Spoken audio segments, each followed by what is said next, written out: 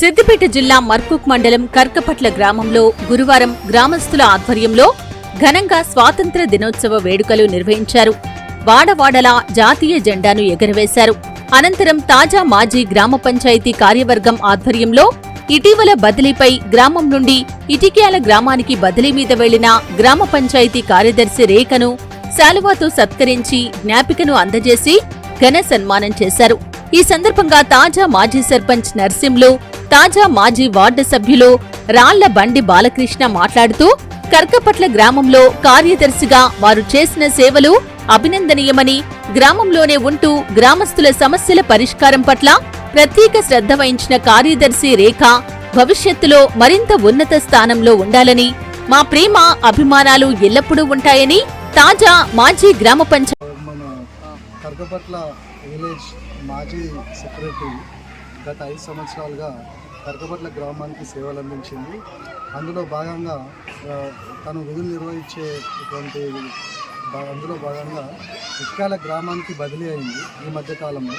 కావున మా గ్రామానికి సేవలు అందించిన సందర్భాన్ని పురస్కరించుకొని మా గ్రామ పంచాయతీ తరఫున సెక్రటరీ, సర్పంచ్ మరియు వార్డు మెంబర్స్, కోఆప్షన్ మెంబర్స్ అందరి ఆధ్వర్యంలో మేడం గారికి సన్మాన కార్యక్రమం చేయడం జరిగింది.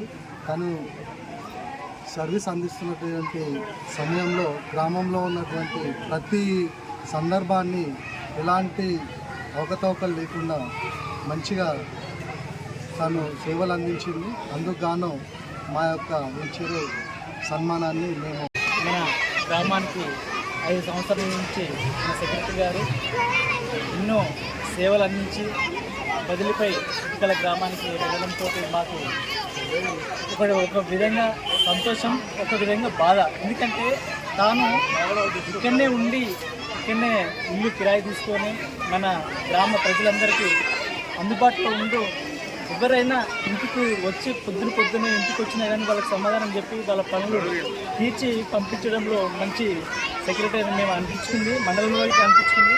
కానీ మా విలేజ్కి ఎన్నో సేవలు అందించి మంచి స్థానంలో నిలిచింది. వారికి ప్రత్యేకంగా ఈరోజు వారిని చిన్నగా సన్మానం చేయడం జరిగింది. ఇంతకుముందు ఏ విధంగా చేసిరో ముందుకి ఇట్లా పనులు చేసి ఇంకా 10 స్థాయిలోకి వెళ్ళాలని మా మనస్ఫూర్తిగా కోరుకుంటున్నాం. కూడా బాగా అనిపిస్తుంది, కొంచెం వదిలిపెట్టిపోయినట్టు అనిపిస్తుంది. వచ్చింది వేరే దగ్గర లేను, ఇక్కడికే వచ్చిన. అసలు జాబ్ అంటేనే ఎక్స్పెక్ట్ చేయలేదు. బదిలీ అనేది సాధారణంగా ఎవరికైనా, కాకపోతే నాకేంటంటే ప్రత్యేకం అన్నట్టు. నేను ఇక్కడే ఉన్నా, ఏ సెక్రటరీ మన డిస్ట్రిక్ట్లో ఉండలేదు, ఇక్కడ అన్నీ ఉన్నాయి. సో నాకు అంత ఫ్యామిలీ లాగా అయిపోయింది, ఇదే నా ఊరు అయిపోయింది అనమాట. అందుకని కొంచెం ఎమోషనల్గా బదిలీ అనేది